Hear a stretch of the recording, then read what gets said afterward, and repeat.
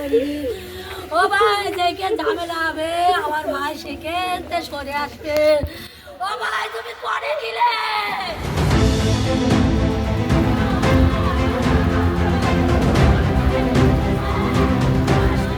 এসআইআরের শুনানির জন্য বাড়ি থেকে বের হয়েছিল তৃণমূল কর্মী। তারপর থেকেই নিখোঁজ বাদুড়িয়ার পাপিলা এলাকার নাসের আলী নামের এক যুবক।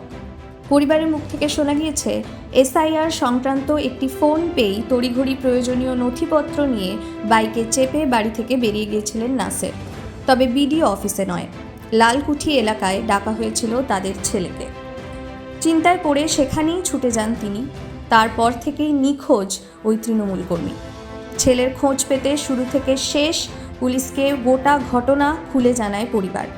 ইতিমধ্যেই তদন্ত শুরু করেছে পুলিশ, কিন্তু এখনও সন্ধান মেলেনি ওই তৃণমূল কর্মীর। আমার ভাইয়ের ফোন এসেছিলো রবিবারের দিন, তারপরের দিনও ফোন এসেছিলো সোমবারের দিন। ফোন এসে আমার ভাইকে ডেকেছে এসআইআরের নাম করে, যে তোমার মার কাগজপাতি ভুল আছে বলে আমার ভাইকে ডেকে নিয়ে বলছে ডাক্তারখানা মোড়ে একজন আছে, তাকে তুলে নেবে তুমি বলে ওইখান থেকে তাকে তুলে নিয়ে গেছে। 8টার পরের থেকে আমার ভাইকে আর খুঁজে পাওয়া যাচ্ছে না এসআইআরের নাম করে। সেখান থেকে আমার ভাই নিখোঁজ। আমরা চাই আমার ভাই যে যারা নিয়ে গেছে তাদের শাস্তি প্রাপ্য হোক, আর আমার ভাইকে খুঁজে বার করার দায়িত্ব দিচ্ছেন। এমনকি যে নম্বর থেকে যুবকের কাছে ফোন এসেছিল সেই নম্বরেরও এখনও কোনো কিনারা করতে পারেনি পুলিশ।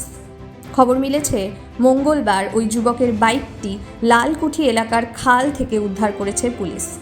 সেই খাল পারাপারের জন্য বাঁশের সাঁকো রয়েছে। স্থানীয় বাসিন্দাদের কথায় ওই পথ দিয়ে যাচ্ছিল যুবক। অনুমান তখনই খাল পারাপারের সময় পড়ে গিয়েছিল যুবক।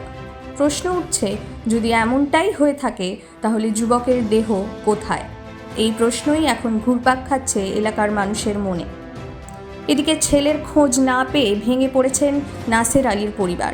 মাটিতে আঁচল পেতে পুলিশের কাছে প্রাণ ভিক্ষা চাইতে দেখা যায় নিখোঁজ যুবকের মাকে।